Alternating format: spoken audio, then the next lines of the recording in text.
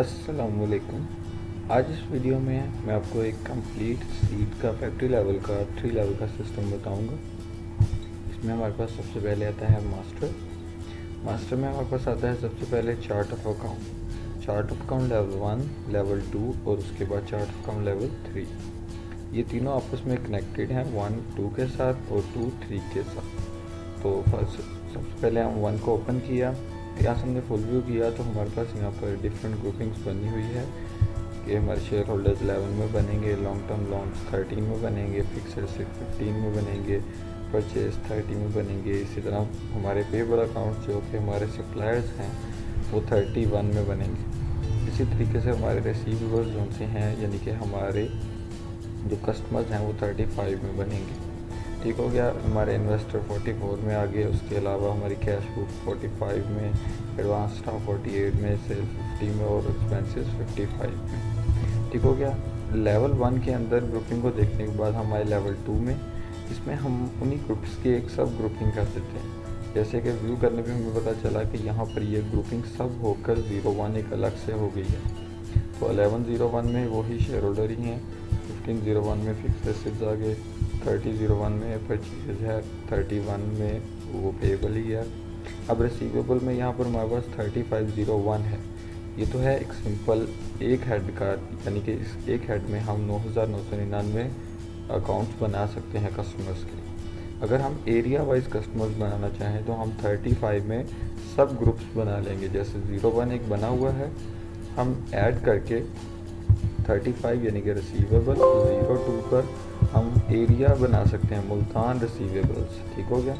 Area हमने मुल्तान दे दिया तो इसका मतलब है कि 35 का मतलब था रिसीवेबल, 02 का मतलब है कि ये दूसरा एरिया बना दिया है और मुल्तान का।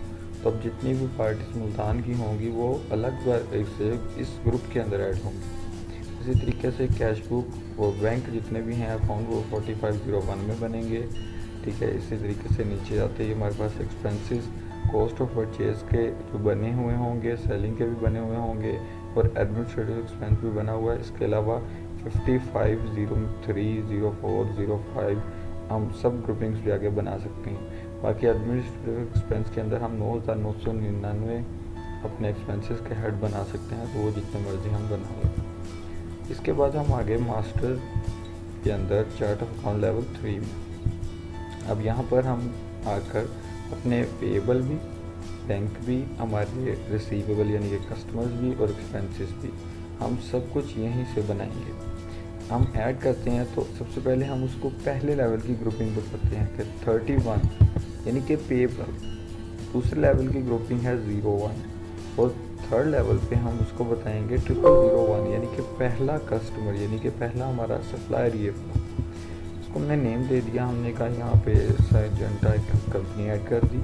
ठीक है। उसका एड्रेस दे दिया, हमने कहा ये कराची की है। ठीक हो गया। उसका आगे फिर cell phone number, mobile number जो भी देना होगा वो सारी डिटेल देकर अब इसकी हम ग्रुपिंग बताएंगे कि ये कोड, इसका जो फर्स्ट कोड है वो कौन सी ग्रुपिंग में आ रहा है। अगर ये फर्स्ट कोड 31 है तो ये आ रहा है 11 से 45 की ग्रुपिंग के सेंटर में। तो इसको हम फर्स्ट ग्रुप में ही बताएंगे डिस्क्राइब करके कि ये कौन सी टाइप का कस्टमर है हमारा। हमने यहाँ से ड्रॉप डाउन किया, ये हमारा पेएबल है तो यहाँ पर हमारे पास ऑप्शन लगी हुई है सप्लायर पेएबल। वो ऑटोमेटिकली उसका कोड उठा लेगा, बाकी समय से हम इंटर करके गुजर आएंगे। यहाँ पर ये बैलेंसेस पूछ रहा है ओपनिंग के कि आपने अगर लेने हैं तो डेबिट में और अगर देने हैं तो क्रेडिट में। तो हम यहाँ पर 1 लाख हम लिख देते हैं क्रेडिट में, तो हमने सेव करवा दिया। ठीक हो गया। ये जो भी पार्टी बनेगी फाइनेंशियल रिपोर्ट में, लेजर में आके हम इंटर करके बाय नेम उस कंपनी को सर्च कर सकते हैं। तो हमारे पास यहाँ पर उस कंपनी का लेजर ओपन हो गया कि कराची की कंपनी है, ये मोबाइल नंबर है, ये ओपनिंग बैलेंस है 1 लाख क्रेडिट का। इसके बाद दोबारा से हमारे master chart of account level 3 में अब ऐड करने पे अब हम पेएबल जितने भी हैं उसी ग्रुपिंग में आ गए 31, 01, 000, 2 से आगे हम सारे 3, 3, 4 पे सब बनाते जाएंगे। इसी तरीके से जब हम रिसीवेबल बनाना चाहेंगे तो हम रिसीवेबल के लिए 35, 01 और आगे 0001 से स्टार्ट करेंगे। हमने एक नाम दे दिया अली, उसका एड्रेस दे दिया, हमने कहा ये साहिवाल का है। उसके बाद हमने उसका बाकी सारी डिटेल, फ़ोन नंबर वगैरह देकर, तो अब जब हम नीचे आए यहाँ पर ग्रुपिंग में, तो अभी ये 35 है, तो ये फर्स्ट ग्रुपिंग में ही आ रहा है क्योंकि 45 के सेंटर में ही आएगा 35। तो अब हम ड्रॉप डाउन करके बताएंगे कि ये हमारा डेबिटर रिसीवेबल है, यानी कि हमारी रिसीवेबल पार्टी है। तो ये सिलेक्ट करने के बाद इंटर इंटर इंटर, और जो बैलेंस हमने इनसे लेना होगा वो बैलेंस हम यहाँ पर डेबिट में लिख कर सेव करवा देंगे। ठीक हो गया, ये ओपनिंग बैलेंस में ऐड हो जाएगा और इसको भी हम फाइनेंशियल रिपोर्ट में लेजर में जाकर देख सकते हैं। उसके बाद ये हो गया रिसीवेबल। इसी तरीके से रिसीवेबल 3501 आगे 002 003 आप जितने मर्जी रिसीवेबल्स ऐड कर सकते हैं। अब जब बात आती है कि हम अगर कोई एक्सपेंस बनाना चाह रहे हैं, तो एक्सपेंस के लिए हमारे पास था 55 और एडमिनिस्ट्रेटिव एक्सपेंस में था 03। अब उसके अंदर हम पहला हेड बनाना चाह रहे हैं, तो हमने 0001 दे दिया। ठीक है, एक्सपेंस के लिए हमने 1 दे दिया और अब हम उसको बताएंगे कि ये क्या है। हम कह देते हैं कि हमारा जो भी इलेक्ट्रिसिटी का यानी कि ई बिल का खर्चा आता है, ई बिल हम इसमें खर्चे में डालना चाहते हैं, तो ये हमारा एक्सपेंस बन रहा है ई बिल का। ठीक है, अब ये फर्स्ट ग्रुपिंग में नहीं आएगा क्योंकि ये इसकी ग्रुपिंग फर्स्ट है 55 और 55 कौन से ग्रुप में आ रहा है, सेकंड ग्रुप में। तो हम फर्स्ट ग्रुप में से इंटर करके नीचे आ जाएंगे और सेकंड ग्रुप में आकर हम इसको बता देंगे कि ये हमारा है एडमिनिस्ट्रेटिव एक्सपेंस। ठीक है, inter inter inter inter inter और सेव। और इसी तरीके से 5503 और आगे 0002 0003 4 सो ऑन हमारे जितने भी एक्सपेंसेस होंगे हम वो सब बना सकते हैं। उसके बाद हमारे पास यहाँ पर अगर हम कैश बुक, यानी कि कैश बुक तो पहले से इसमें बनी होगी, अगर हम कोई बैंक का अकाउंट बनाना चाहते हैं तो उसके लिए 4501 का ग्रुप था। अब इसमें हम सबसे पहले जब 0001 लिखेंगे तो ये हमें दिखा रहा है कि कैश बुक आपके पास बनी हुई है, तो इसका मतलब है कि 4501 0002 से आगे हम अपने जितने भी बैंक्स के अकाउंट हैं वो बना सकते हैं। तो हम यहाँ पर मेज़ान बैंक का एक अकाउंट बना देते हैं। तो हमने मेज़ान बैंक का अकाउंट बना दिया। ठीक है, उसका एड्रेस, उसका फ़ोन नंबर, ये सारी डिटेल हम यहाँ पर दे देंगे। उसके बाद हम अब उसको ग्रुपिंग भी बताएंगे। अब देखें तो यहाँ पर 45 है इसका ग्रुप 45 ऊपर भी है और नीचे भी है, तो दोनों जगह पे हम इसको डिस्क्राइब करेंगे। फर्स्ट हम ऊपर से सिलेक्ट करेंगे और हम बताएंगे कि ये क्या है, कैश एट बैंक। उसके बाद नीचे वाला सेंटर वाला हम खाली कर देंगे कोड, और थर्ड वाले में आके दोबारा से, क्योंकि 45 था तो हम इसको बताएंगे ये किस फ्लो के लिए काम करता है, यानी कि यहाँ ये कैश फ्लो पूछ रहा है तो हम इसको भी यहाँ पर कैश फ्लो ही बताएंगे। और ऊपर कैश एट बैंक, नीचे कैश एट कैश फ्लो। उसके बाद डेबिट में हम वो अमाउंट दे देंगे जो हमारी डिपॉजिट ऑलरेडी पड़ी हुई है बैंक में, यानी कि ओपनिंग बैलेंस, और ये सेव करवा देंगे। इस तरीके से हमारे सारे पेएबल, रिसीवेबल, बैंक और एक्सपेंसेस वगैरह सारे एक ही जगह से बन जाएंगे। ठीक हो गया। अब बात आ जाती है इन चार्ट ऑफ अकाउंट को कंप्लीट करने के बाद कैश रिसीव और कैश पेमेंट करने की। उसके लिए ऐड रिकॉर्ड में कैश रिसीव वोचर होता है, कैश पेमेंट वोचर होता है। अगर हमने किसी पार्टी से कैश लेना है तो हम कैश रिसीव वोचर बनाएंगे, इंटर इंटर इंटर करेंगे और यहाँ पर हम बाय नेम खाली के ऊपर इंटर करके बाय नेम हम पार्टी को सर्च कर लेंगे। हमने कहा 35 यानी कि अली हमारा एक रिसीवेबल था, उससे हमने 5 लाख लेना था तो हमने यहाँ पर 2 लाख उससे ले लिया। किस तरीके से, कैश से। तो हमने सेव करवा दिया। सेव करवाने के बाद ये हमारे पास फाइनेंशियल रिपोर्ट में कैश बुक के अंदर वो एंट्री आ जाएगी, क्योंकि रोज़ नाम से बनेगा कैश बुक में। तो यहाँ पर हमारे पास कैश आया है अली से 2 लाख रुपया, हमारे पास बैलेंस आ गया है 2 लाख। इसी तरीके से हमने जब लेजर देखा फाइनेंशियल रिपोर्ट में अली का, तो अली के लेजर में से इंटर करके 5 लाख में से 2 लाख निकल गया, 3 लाख लेने वाला है। तो अब ऐड रिकॉर्ड में आए और अगर कोई पेमेंट देनी है तो हम कैश पेमेंट वोचर के थ्रू देंगे। यहाँ से हम इंटर करेंगे और जिसको भी पेमेंट देनी, जैसे अगर हमने ई बिल एक एक्सपेंस बनाया था तो मैंने ई बिल सेलेक्ट किया और मैंने कहा कि हमारा तकरीबन 70,000 का बिल आया था जो कि अप्रैल मंथ का था। तो यहाँ पर मैंने अप्रैल मंथ दे दिया। सेव करवा दिया। तो अब यहाँ से हमारे से पेमेंट होगी है, हमारे कैश बुक से 70,000 निकल जाएगा और ई बिल के एक्सपेंस में ऐड हो जाएगा। तो कैश बुक में आए, इंटर इंटर इंटर, और ये हमारे साइड से 70,000 निकल गया और हमारे पास रिमेनिंग बैलेंस आ गया है 1,30,000। और लेजर में आए, ई बिल में, तो हमारे पास यहाँ पर 70,000 इस खर्चे को ऐड होगी। इसका एक कंप्लीट प्रोसेस देख लें अगर, तो जब हम फाइनेंशियल रिपोर्ट में ट्रायल बैलेंस में आएंगे लेवल 3 वाले में, और इंटर करके जब हम पूरी रिपोर्ट ट्रायल बैलेंस की खोलेंगे तो ये हमें पूरी डिटेल दे देगा कि आपके ओपनिंग में क्या क्या बैलेंसेस आया है। आपने पेएबल अकाउंट यानी कि सप्लायर में पेएबल अकाउंट में 31 के 01 के आगे जो उसका पहला कोड है कंपनी, उसको कितने पैसे देने हैं, क्रेडिट में वो खड़े हैं। रिसीवेबल में आपने कौन सी पार्टी से कितने लेने हैं वो खड़े हैं, और आपने कैश में कितना पड़ा है वो बैलेंस पड़ा है, बैंक में कितना पड़ा है वो बैलेंस पड़ा है, और एक्सपेंस में आपने एडमिनिस्ट्रेटिव एक्सपेंस में कितना खर्चा कर दिया यानी कि एक्सपेंस डाल दिया है, वो भी ये ऐड हो गया। तो ये टोटल हमारा ट्रायल बैलेंस यहाँ पर आ जाता है। उसके बाद अगर बैंक के लिए हमने पेमेंट करनी है यानी बैंक से रिसीव करनी है या बैंक के थ्रू देनी है तो उसके बैंक वाउचर करते हैं, इंटर इंटर इंटर, और हम डेबिट कर देते हैं पार्टी को यानी कि जिनको पेमेंट देनी है। उनको 1 लाख देना था सिजेंटा को, हमने उसका बैलेंस आ रहा है तो क्रेडिट हम करवा देंगे मीज़ान से। तो जैसे हम यहाँ से 1 लाख उसको ऑनलाइन करवा दें या बाई चेक भेज दें, वो अपने रेफरेंस पार्टिकुलर में लिख के सेट करवा दें। तो फाइनेंशियल रिपोर्ट में अब हमारे कैश बुक पे इफेक्ट नहीं आएगा, कैश बुक में हमारे पास बैलेंस वही खड़ा है। जब हम फाइनेंशियल रिपोर्ट में लेजर में आके इंटर और बाय नेम अगर हम मीज़ान बैंक को सेलेक्ट करेंगे तो हमारे पास 5 लाख ओपनिंग में था, हमने ऑनलाइन करवा दिया 1 लाख, तो हमारे पास यहाँ पर 4 लाख बैलेंस पड़ा हुआ है हमारे बैंक में। और इसी तरीके से जब हम फाइनेंशियल रिपोर्ट में लेजर में आए और हमने उस पार्टी का लेजर देखा तो उनको 1 लाख देना था क्रेडिट में, 1 लाख हमने ऑनलाइन करवा दिया तो बैलेंस हो गया 0। ठीक हो गया। इस तरीके से ये हमारा कैश रिसीव, पेमेंट और बैंक वाउचर कंप्लीट हो गया। अब बात आएगी चार्ट ऑफ अकाउंट के बाद एक्चुअल आइटम बनाने की यानी प्रोडक्ट बनाने की। उसके लिए हम सबसे पहले मेन कैटेगरी बनाएंगे प्रोडक्ट की।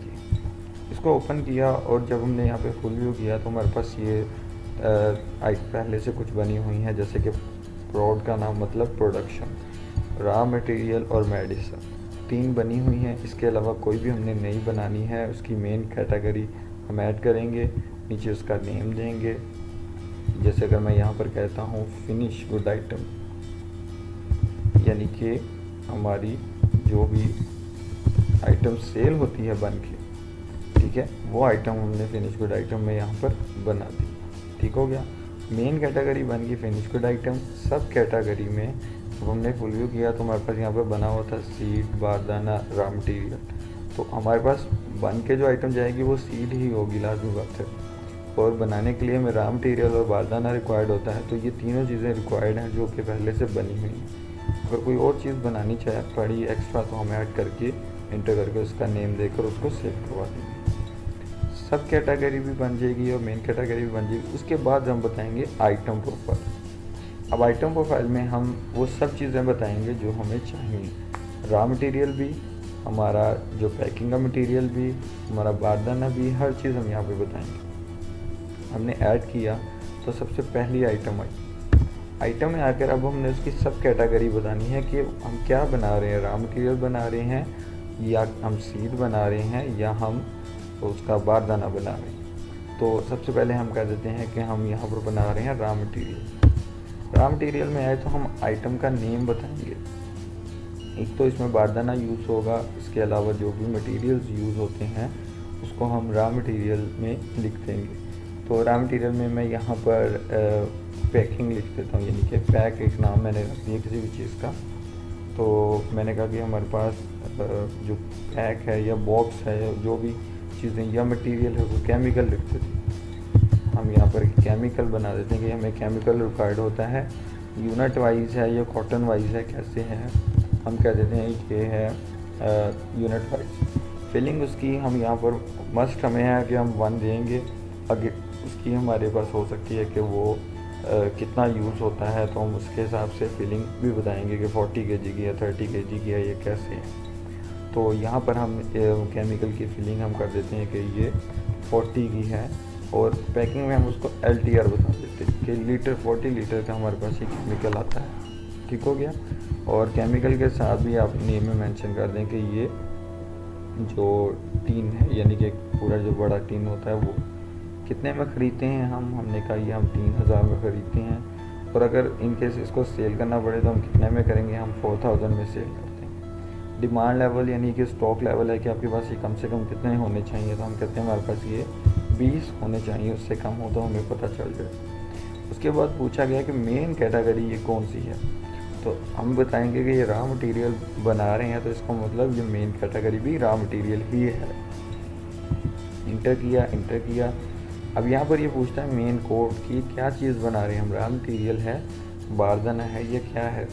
तो यहाँ पर हमारे पास ये पूरी एक लिस्ट बनी हुई है कि हम क्या चीज़ बना रहे हैं। तो हम बताएंगे कि रॉ मटेरियल परचेज, यानी कि हमारा मेन कोड ये है परचेज का, कि हम जब भी परचेजिंग करेंगे तो इस कोड के थ्रू इसको करेंगे। तो ये हमने सेव करवा दिया। एक आइटम हमारे पास बन गई केमिकल के नाम पे। इसी तरीके से दूसरी आइटम ऐड की, उसको हमने बताया कि वो क्या है, हमने कहा वो है बारदाना सेलेक्ट किया। अब बारदाना का भी हम यहाँ पर बारदाना का नेम बना देंगे जो भी बारदाना होगा, ठीक है।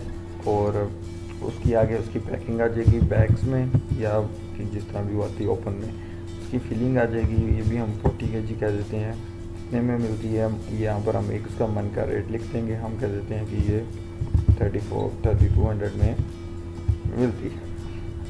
सेल कितने में, 36 में।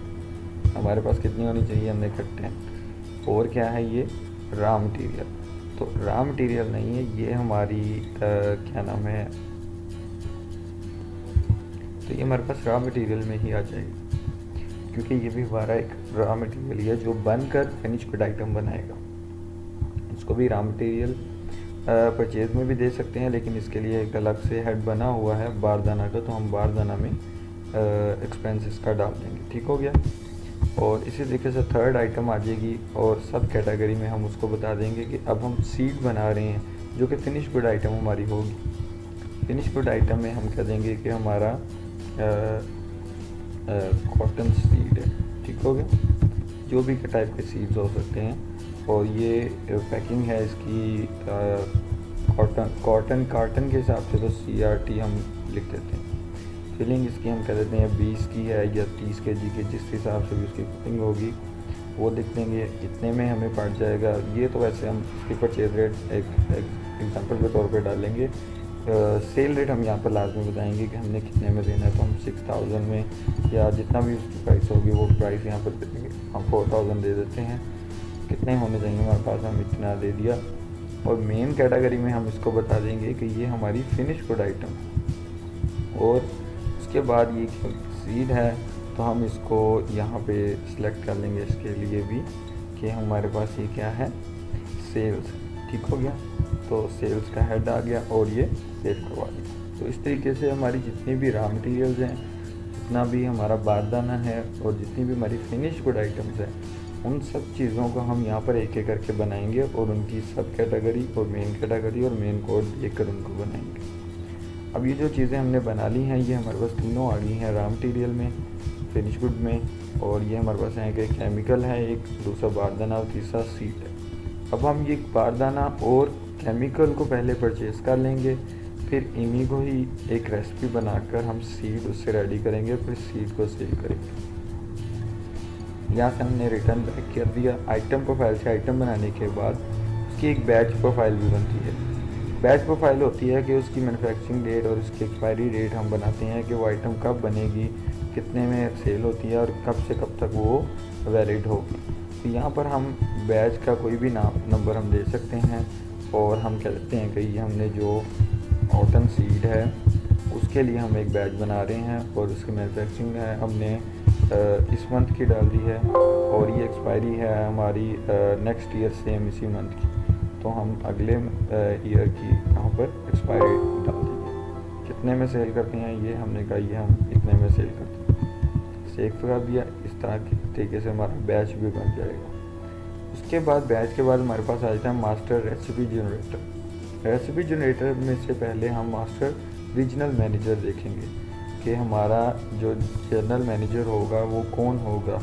जैसे यहाँ पर एक नेम है 30 के ऊपर 3501 के ऊपर शेरोज़ के नाम पे, तो हम यहाँ पर एक कोई भी नाम डाल देते हैं हमज़ा और इसको सेव करवा दिया। इसके अलावा अगर कोई भी नया हमने 35 के आगे एरिया वाइज बनाना है तो हम उस एरिया का लिए अलग से एक कस्टमर बना देंगे हमारा, जो कि SPO होगा यानी कि सेल पर्सन ऑफिसर।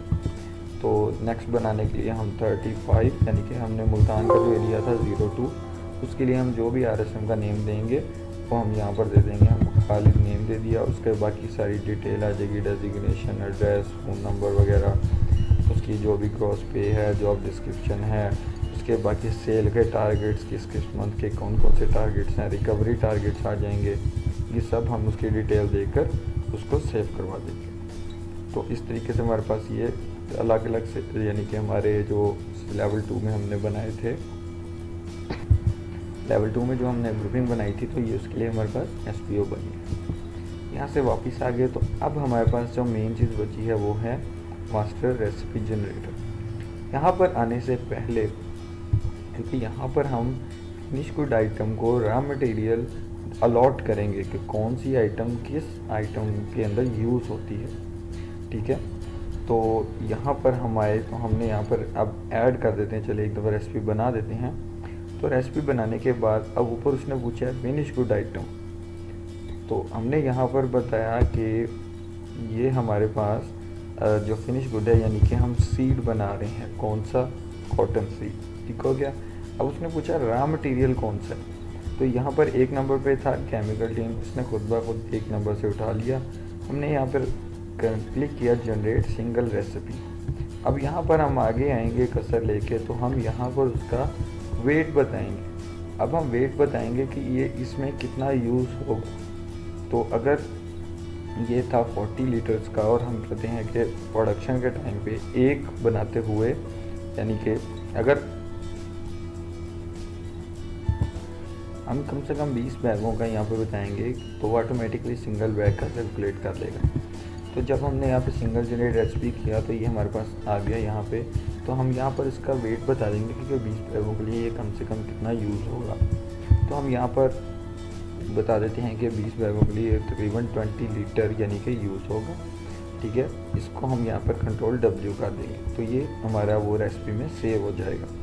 इसी तरीके से हमने दोबारा इसको किया ऐड न्यू आइटम, ऊपर हम वही आइटम रहने देंगे 3 नंबर वाली कॉटन की, और नीचे रखकर हम इसको दूसरा जो हमारा रॉ मटेरियल के लिए हमने रखा था, एक तो केमिकल हो गया और दूसरा हमने बारदाना उसमें यूज़ करना था, तो हमने बारदाना भी ले लिया। सिंगल जनरेट रेसिपी दोबारा से की और ऊपर हमारे पास ये देखें केमिकल लगा हुआ है, और नीचे अब हम बारदाना बता देंगे कि बारदाना इसमें कितना यूज़ होगा। तो ये हम कह देते हैं कि अगर ये भी 40 kg था तो 20 इसमें यूज़ होगा, ठीक है। तो कंट्रोल W, और ये इसी तरीके से ऊपर आइटम फिनिश गुड की एक ही रहेगी, उसके अंदर जितना रॉ मटेरियल यूज़ होता है हम वो यहाँ पर ऐड न्यू करके नीचे रॉ मटेरियल देते जाएंगे और सिंगल जनरेट रेसिपी करके उसकी रेसिपी बनाते जाएंगे। तो जब हम यहाँ से रेसिपी को प्रिंट करेंगे हमारे पास यहाँ पर एक पूरी रिपोर्ट निकल आएगी, कौन सी आइटम है, उसमें कितना रेसिपी यानी कि इंक्लूड हो रही है, ठीक है। और ये उसकी पूरी डिटेल आ जाएगी, जैसे कि अब यहाँ पर हमने कहा है कि ये हमारे पास टोटल है बारदाना, प्राइस उसकी ये है और वेट उसका 1000, ठीक है। और इसी तरीके से यानी कि ये इसकी कंप्लीट एक कॉस्ट बन जाएगी। उसके बाद जब हम यहाँ से बाहर आ गए, हमने रेसिपी बना दी। अब हम देखेंगे कि प्रोडक्शन कहाँ से बनानी है, लेकिन प्रोडक्शन के लिए पहले तो हमें रॉ मटेरियल्स परचेज़ करने पड़ेंगे, और परचेज़ के लिए हम यहाँ पर अकाउंट में जाके पहले एक तो हमने पेबल सजेंटा का नाम पे बनाया था, तो वो था हमारा 3101 के ऊपर, ठीक है। तो हम यहाँ पर आए चार्ट ऑफ अकाउंट में, हमने देखा तो पेएबल अकाउंट्स थे 3101 पे। अब हम कहते हैं कि जो पैकिंग के पेएबल्स हैं वो अलग ग्रुपिंग में हैं, तो हमने 31 यानी कि पेएबल में अलग ग्रुपिंग की 02 की, और पैकिंग पेएबल हमने अलग बना ली। अब पैकिंग पेएबल को हम चार्ट ऑफ अकाउंट में अलग से नई उसकी पार्टीज बना देंगे, तो 31020001 और हम यहाँ पर कह देते हैं नुमान, ठीक है। ये हमारा सप्लायर हो गया, ये हमारी इस ग्रुपिंग में आ जाएगा कि ये हमारा है सप्लायर पेएबल, और बाकी इसका ये खुद खाली रहेगा, और ये बगैर बैलेंस के किसी के हमने सेव करवा दिया। उसके बाद हमारे पास यहाँ पर जब हम आ गए, अब हमने देखा है कि हमारे पास स्टॉक में, स्टॉक इन हैंड में कोई यहाँ पर स्टॉक नहीं है। जब हमने ओपन किया तो हमारे स्टॉक बिल्कुल ज़ीरो है। तो ऐड रिकॉर्ड में आए, सबसे पहले हम परचेजिंग करेंगे, पहले हम रॉ मटेरियल परचेज़ करेंगे, फिर हम स्टोर के लिए भी चीज़ें परचेज़ करेंगे। तो हमने कहा रॉ मटेरियल में आ जाएं, इंटर किया, हमने कहा हमने सैजेंटा कंपनी थी उससे परचेज़ करना है। बिल्टी नंबर ये है, जीआर नंबर ये है, गेट पास नंबर ये है, व्हीकल ये है जिससे बारदाना आया है, इंटर, और यहाँ पर हमने बारदाना सेलेक्ट कर लिया। कितने बैग्स आए हैं, अब एक बैग लिखूँगा तो उसकी आगे हम फिलिंग भी बताएंगे कि कितने का है। हमने कहा 40 का एक बैग है, यानी फिलिंग उसकी, तो अगर 100 हैं और यहाँ पर फिलिंग 40 है तो ऑटोमेटिकली उसकी वेट बना देगा। उसमें से अगर कम होता है वेट, तो कितना कम हुआ है, अगर हम निकालते हुए उसमें से 1000 या 100 ग्राम कम हो गया है तो लेस वेट होके वो टोटल 39 बना देगा वेट। अब मन का रेट कितना है, हमने कहा ये तकरीबन 3200 में हमें पड़ा है, तो ये 3,12,000 की हमारे पास यहाँ पर ये बारदाना आ गया। आगे उसका बारदाना की टाइप आ जाती है, एन बारदाना है, ये कौन सा बारदाना है, ये हम उसकी टाइप बता के आगे एक्सपेंसेस आते हैं कि उसके बारदाना के कोई भी एक्सपेंसेस होंगे वो ऐड हो जाएंगे। उसके अलावा एफएच होता है कि एक्सपेंस, यानी कि जो गाड़ी का व्हीकल का एक्सपेंस है वो कौन देगा, अगर मिल हम देंगे तो हम मिल एफएच में दे देंगे, और अगर हम पार्टी के खाते में डालना चाहेंगे तो हम एक्स मिल में यहाँ पर लिख देंगे। हमने पार्टी को कह दिया कि वो खुद देंगे इसका एक्सपेंस, तो ये हमने सेव करवा दिया। अब हमने रिटर्न बैक किया तो हमारे पास स्टॉक रिपोर्ट में, स्टॉक इन हैंड में इंटर करके जब हमने ओके किया तो हमारे पास रॉ मटेरियल में बारदाना, यानी कि मेन कैटेगरी थी रॉ मटेरियल, कैटेगरी थी बारदाना, और उसमें आइटम थी बारदाना। ये हमने ख़रीद लिया, टोटल हमारे पास 3900 यानी कि इतनी पड़ी हुई वैल्यू, यानी कि इतनी केजीज पड़ी हुई है, ठीक हो गया। तो अब इसके बाद हम दोबारा से परचेजिंग में, अब हमने कहा हमने स्टोर की प्रोडक्ट्स खरीदनी है, यानी केमिकल वगैरह। उसके लिए हमने अलग से पार्टी बनाई है नुमान की नेम पे, तो हमने नुमान को सिलेक्ट किया, उसका जीआर नंबर वगैरह दिया, और अब आइटम का नेम बताएंगे तो हमने यहाँ पर केमिकल सर्च कर लिया। केमिकल है, उसने पूछा कितने आपने क्वांटिटी ली हैं, हमने कहा ये हमने 30 ड्रम लिए हैं, कितने में आए हैं, हमने ये तकरीबन अभी लिए हैं तकरीबन 3000 में, मैं लिख देता हूँ उसको, तो ये टोटल इतनी वैल्यू के हैं, ठीक हो गया। इंटर और सेव। इस तरीक़ा से बाकी जो भी मटेरियल्स होंगे स्टोर के रिलेटेड, पैकिंग के रिलेटेड, वो हम स्टोर परचेज में परचेज़ कर लेंगे। और अब आए दोबारा से स्टॉक में, स्टॉक इन हैंड में, इंटर, और यहाँ पर हमारे पास स्टॉक के रिपोर्ट में अब दोनों अलग अलग आ रहे हैं कि रॉ मटेरियल में जो हमारे पास था 3 वो भी आ गया है, ठीक है, रॉ मटेरियल में, और बारदाना में अलग से बारदाना आ रहा है, तो 30 पड़े हैं 3 और ये पड़े हैं 3900, ठीक हो गया। अब दोनों आइटम जो हमारे पास पड़ी हैं, अब बात आ जाती है कि हमने परचेजिंग तो कर ली, ठीक है, इन पार्टीज को हम पेमेंट वगैरह भी कैश पेमेंट से दे देंगे। अब बात आती है सेल की, तो सेल इनवॉइस जिस कस्टमर को भी करना चाहेंगे, उस कस्टमर को सेल करने से पहले हम उस चीज़ को बनाएंगे, यानी कि उसकी प्रोडक्शन डालेंगे तो हमारे पास फिनिश गुड आइटम बन के आएगी। उसके लिए हम आएंगे परचेज इनवॉइस में, प्रोडक्शन में। एक है प्रोडक्शन सिंपल, यानी कि हम इशू कर देंगे मटेरियल और उसकी सिंपल प्रोडक्शन डाल देते हैं।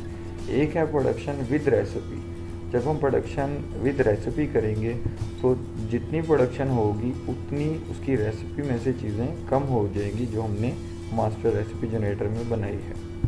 अब यहाँ पर हम आए, हमने स्टॉक में जब देखा तो हमारे पास यहाँ पर ये 30 पड़े हैं टीन और बारदाना पड़े हैं हमारे पास 3900, ठीक है।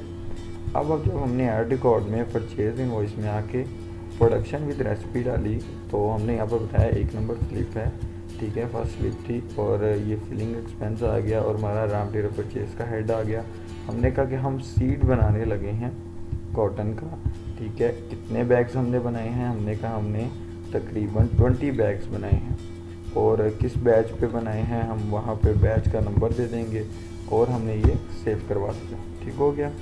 तो हमने 20 बैग्स का जब यहाँ से प्रोडक्शन डाली विद रेसिपी तो हमारे पास अब stock report, stock in hand में रिपोर्ट ओपन करने पे ये देखें, ये हमारे पास फिनिश गुड आइटम में सीड बन के आ गया 20 बैग और ऑटोमेटिकली हमने जिस जिस तरीके से वो आइटम्स बताई थी वो वैसे ख़त्म हो गई, यानी कि 30 थे इसमें से 20 निकल गई क्योंकि हमने वहाँ पे 20 दिए थे, यानी कि 1 के हिसाब से हमने 20 का वहाँ पे रेसिपी में दिया था और बारदाना में भी हमने 20 दिया था तो उसने 3900 में से 20 निकाल दिया, ठीक हो गया। तो इस तरीके से हमारा रॉ मटेरियल कम होता रहेगा और हमारे जो फिनिश गुड आइटम है वो रेडी होके ये सामने आ गई कि ये हमारे पास एक बन के आ गई हैं 20 सीड में, फिनिश गुड आइटम में सीड में कॉटन सीड। तो ये हमारे पास सीड रेडी होके आ गया है। इसको अब हम सेल इनवॉइस में आके सेल कर सकते हैं। तो सेल में आए, यहाँ पर हम सेल करेंगे तो हम इसको डायरेक्टली कस्टमर देंगे, RSM देंगे और सेल कर सकते हैं। अगर हम कहते हैं कि हम GST के साथ सेल करना चाहते हैं तो उसके लिए हम सेल टैक्स इनवॉइस में जाएंगे और आउटपुट यानी कि उसकी सेल टैक्स इनवॉइस बनाना चाहेंगे वो यहाँ से बनेगी, ठीक हो गया। उसमें हम यहीं पे कस्टमर देंगे, आइटम देंगे, क्वांटिटी देंगे, उसमें कितना सेल टैक्स लग रहा है वो सेल टैक्स बताएंगे और उसके अलावा जो भी टोटल डिटेल होगी वो देकर यहाँ से हम उसको प्रिंट कर देंगे। तो अब हम आए सेल इनवॉइस में, हमने सेल इनवॉइस में आके हमने कहा RSM, किस RSM यानी कि सेल पर्सन ऑफिसर के थ्रू हम सेल कर रहे हैं। हमारा हमजा के नाम पे एक RSM था 3501 में, तो अब ये 3501 की पार्ट इसको सिलेक्ट करेगा यहाँ पे। तो हमने 30 को सिलेक्ट किया, हमने कहा बिल्टी नंबर ये है, वही का नंबर ये है जिस पे जा रहा है सामान, ठीक है। और कौन सी आइटम जा रही है, सीड जा रही है जो रेडी हुई थी, कितनी पड़ी है स्टॉक में 20, कौन से बैच पे ये बैच था और हमने कितनी सेल करनी है, हमने कहा 10 सेल कर रहे हैं 4000 की, तो 40,000 की बन गई है, ठीक है। इसके ऊपर कोई डिस्काउंट नहीं है हमारी साइड से, तो टोटल 40,000 ही है, ठीक है, इंटर। और अब कैश रिसीव पूछ रहा है कि इसने कस्टमर ने कोई पेमेंट दी है या नहीं। अगर कस्टमर ने हमें 20,000 यहीं पे कर दिया है और बाकी वो कहता है मेरे खाते आप लेजर में डाल दे, तो हम 20,000 रिसीव कर लेंगे और सेव करवा के उसको प्रिंट निकाल के दे देंगे। तो हमारी साइड से अब स्टॉक रिपोर्ट में से, स्टॉक इन हैंड में से जो 20 रेडी होकर आई थी सीट, उसमें से 10 सीट सेल हो गई और वो उस लेजर में ऐड हो गए जिस पार्टी को हमने सेल की है। अली के लेजर में ये हमारे पास कॉटन सीट 40,000 के गए हैं और उसमें से 20 हमें मिल गया था ऑन द स्पॉट। पहले हमने उनसे 3 लाख लेना था, जिसमें से जब 40 के सेल किए तो 340 हो गया, उसमें से 20 मिल गया, तो अब 3,20,000 अब लेने वाला है उनकी साइड से। तो इस तरीके से ये हमारा टोटल कंप्लीट हो जाता है कि यानी कि हमारी सेल भी, हमारी परचेजिंग भी, हमारी प्रोडक्शन विद रेसिपी हमने बनाई थी, बाकी हमारी सेल टैक्स की इनवॉइसेस आ जाती हैं, हमारी रिटर्न इनवॉइसेस आ जाएंगी यहाँ से, परचेज़ की, स्टोर की, सेल की। और उसके अलावा हमारे पास अब इसमें फाइनेंशियल में लेजर्स हैं, लेजर डिटेल में है, ट्रायल बैलेंस 1, लेवल 2, लेवल 3 का है, उसके अलावा प्रॉफिट एंड लॉस है और कैश फ्लो है, कैश बुक है। और अब ये सारी रिपोर्ट्स हैं, डेली की रॉ मटेरियल की परचेज़, स्टोर की परचेज़, प्रोडक्शन की रिपोर्ट, सेल की रिपोर्ट, GST की रिपोर्ट और स्टॉक की रिपोर्ट। रॉ मटेरियल में जो हमने चीज़ें ख़रीदी थी वो हम डेली रॉ मटेरियल में आए, हमने यहाँ पर आकर इंटर किया, तो ये हमारे पास उसने हमें डेली की रॉ मटेरियल की रिपोर्ट दिखा दी कि आपने ये सिजेंटा से ये चीज़ बारदाना ख़रीदा था 40,000, यानी कि 100 बैग इतने फिलिंग के हिसाब से इतनी वैल्यू की। ठीक हो गया। ये सारी आ गई बारदाना की रिपोर्ट जो कि रॉ मटेरियल की थी। उसमें हम उसको month wise, supplier wise, item wise किसी तरीके से भी देख सकते हैं। स्टोर की जो चीज़ें हमने परचेज़ की थी वो डेली स्टोर रिपोर्ट में आके हम देख सकते हैं कि हमने केमिकल यह ख़रीदा था 30 इतनी वैल्यू के और इतने रेट में। ठीक है, तो ये हमारे पास स्टोर की सारी रिपोर्ट्स आ रही है, मंथ वाइज, सप्लायर वाइज और आइटम वाइज। उसके अलावा हमारे पास प्रोडक्शन की भी रिपोर्ट्स आएंगी कि आपने डेली की क्या क्या प्रोडक्शंस की हैं। हमने प्रोडक्शन की डेली की रिपोर्ट खोली तो यहाँ पर हमारे पास आया कि आपने यहाँ पर फिनिश गुड आइटम है वो 20 यानी कि यहाँ पर प्रोडक्शन में बनाए हैं। ठीक है, तो ये हमारे पास इसी तरीके से month wise summary, item wise summary सारी आ जाएगी। और सेल इनवॉइस भी आ जाएंगी कि आपने डेली की सेल क्या की है, मंथ वाइज क्या की है, पार्टी किसको की है, कितनी किस किस पार्टी को। तो हम डेली सेल में आए, हमने इंटर किया तो हमारे पास ये आ गया कि हमने कॉटन सीड 10 सेल किए हैं इस रेट में 40,000 के। इसी तरीके से अगर हम पार्टी वाइज इसको देखना चाहेंगे तो सेल लाइक पार्टी उठा लेंगे और ये हमें दिखा देगा कि आपने अली को मई के मंथ में सीड सेल किया था इतना, इतनी वैल्यू का। ठीक हो गया। तो ये पूरी एक रिपोर्ट आ जाएगी। उसके अलावा हमारे पास यहाँ पर लेजर डिटेल में भी ये डिफरेंट बैलेंसेस लगे होंगे, हमारी ये डिफरेंट रिपोर्ट्स लगी हुई हैं, लिमिट्स वगैरह की, रिसीवेबल्स की, मंथ वाइज सारी रिसीवेबल्स की। उसके अलावा स्टॉक की अलग से रिपोर्ट आ जाएगी, स्टॉक इन हैंड और जो भी हमारे बाकी स्टॉक्स होंगे। और उसके अलावा ये ईयर बिटवीन्स हैं, यूज़र राइट्स हैं और बैकअप इसमें लगा हुआ है। ठीक है, तो ये पूरी डिटेल आ जाएगी। और बाकी अगर कोई एंट्री गलत हो जाती है उसको डिलीट करना है तो हम लेजर में आएंगे। जिस भी पार्टी की जो एंट्री हमने डिलीट करनी है वो हम यहाँ पर, जैसे हमने ये कैश अगर रिसीव नहीं किया 2 लाख का, यानी कि पार्टी से हमें नहीं आया अभी तक, तो हम ये वोचर को डिलीट करेंगे। उसके लिए हम 3 चीज़ें नोट करते हैं, डेट, वोचर का टाइप और वोचर की नंबर, 1 आवर और ये डेट। 2 लाख की अमाउंट है तो हम यहाँ से डिलीट में जाएंगे, ओके करेंगे। सबसे पहले उसने पूछा डेट, तो डेट हमने दी और उसके बाद उसने पूछा नंबर, 1 नंबर था और टाइप थी बार। शो करवाने को उसने हमें वही कैश अली वाला वोचर दिखा दिया। हमने एस्केप किया तो हमारे पास डिलीट की ऑप्शन यहाँ पर ओपन होगी, हमने डिलीट कर दिया। उसने कहा कि वोचर डिलीटेड, उसके बाद री इंडेक्सिंग लाजमी करें, ओके किया। यूटिलिटी में से री इंडेक्सिंग की हमने, ओके कर दिया।